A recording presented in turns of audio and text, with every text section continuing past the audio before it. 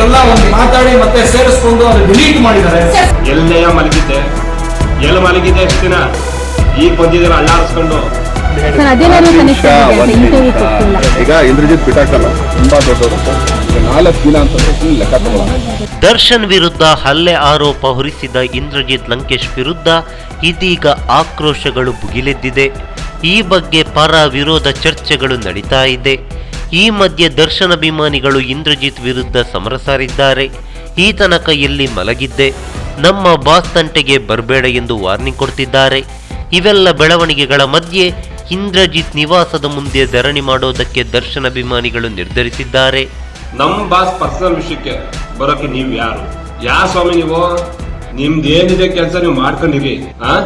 ನಮ್ ಬಾಸ್ ವಿಷಯಕ್ಕೆ ಬರಕ್ ಹೋಗ್ಬೇಡಿ. ನಾನು ಗಂಡ್ಸು, ನಿಮ್ಗೆ ಗಂಡ್ಸು ಅನ್ಕೊಂಡೆ ನಾನು ಹೇಳ್ತಿದ್ದೀನಿ. ಎಲ್ಲೆಯ ಮಲಗಿದ್ದೆ ಎಲ್ಲಿ ಮಲಗಿದೆ ಎಷ್ಟು ದಿನ ಈಗ ಬಂದಿದ್ದೀರ ಅಳ್ಳಾಡಿಸ್ಕೊಂಡು. ಹೋಟ್ಲಾಗ ಅವ್ರ ಜೊತೆ ಯಾರ ಹೋಗ್ತಾರೆ, ನೀನ್ ಯಾವನೇ ಕೇಳಕ್ಕೆ? ನೀನ್ ಯಾರು ಕೇಳಕ್ಕೆ? ಎಸ್, ನಾಳೆ ನಮ್ಮ ಎಲ್ಲ ಡಿ ಬಾಸ್ ಅಭಿಮಾನಿಗಳು ಇಂದ್ರಜಿತ್ ನಿವಾಸದ ಬಳಿ ಧರಣಿ ನಡೆಸುವ ಸಾಧ್ಯತೆ ಇದೆ. ಎಲ್ಲರೂ ಬರ್ತೀರಾ ಅಲ್ವಾ ಅನ್ನೋ ಸಂದೇಶಗಳು ಡಿ ಫ್ಯಾನ್ಸ್ ವಲಯದಲ್ಲಿ ಹರಿದಾಡ್ತಿದೆ. ಆದರೆ ಧರಣಿ ಎಷ್ಟೊತ್ತಿಗೆ ನಡೆಯುತ್ತೆ, ಇದರ ನೇತೃತ್ವವನ್ನು ವಹಿಸಿಕೊಳ್ಳುವವರು ಯಾರು, ರೂಪುರೇಷೆಗಳೇನು ಅನ್ನೋದಕ್ಕೆ ಉತ್ತರವಿಲ್ಲ. ಸದ್ಯದ ಮಾಹಿತಿಯ ಪ್ರಕಾರ ನಾಳೆ ಇಂದ್ರಜಿತ್ ಲಂಕೇಶ್ ಅವರ ಮನೆಯ ಮುಂದೆ ಧರಣಿ ನಡೆಸುವುದಕ್ಕೆ ಸಿದ್ಧತೆಗಳು ನಡೀತಿರೋದಂತೂ ಸತ್ಯ. ಇನ್ನು ದರ್ಶನ್ ಇಂದು ಪ್ರೆಸ್ ಮೀಟ್ ನಡೆಸುವ ಸಾಧ್ಯತೆಗಳಿವೆ. ಇದರಲ್ಲಿ ಡಿ ಬಾಸ್ ಏನೆಲ್ಲ ಮಾತುಗಳನ್ನು ಆಡ್ತಾರೆ, ಇದರ ಮೇರೆಗೆ ಅಭಿಮಾನಿಗಳು ಪ್ರತಿಭಟಿಸುವ ಸಾಧ್ಯತೆಗಳು ಹೆಚ್ಚಿವೆ ಎಂದು ಹೇಳಲಾಗ್ತಿದೆ. ನಮಸ್ಕಾರ.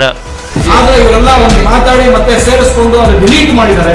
ಎಲ್ಲೆಯ ಮಲಗಿದ್ದೆ ಎಲ್ಲಿ ಮಲಗಿದೆ ಎಷ್ಟು ದಿನ ಈಗ ಬಂದಿದ್ದೀರ ಅಳ್ಳಾಡಿಸ್ಕೊಂಡು.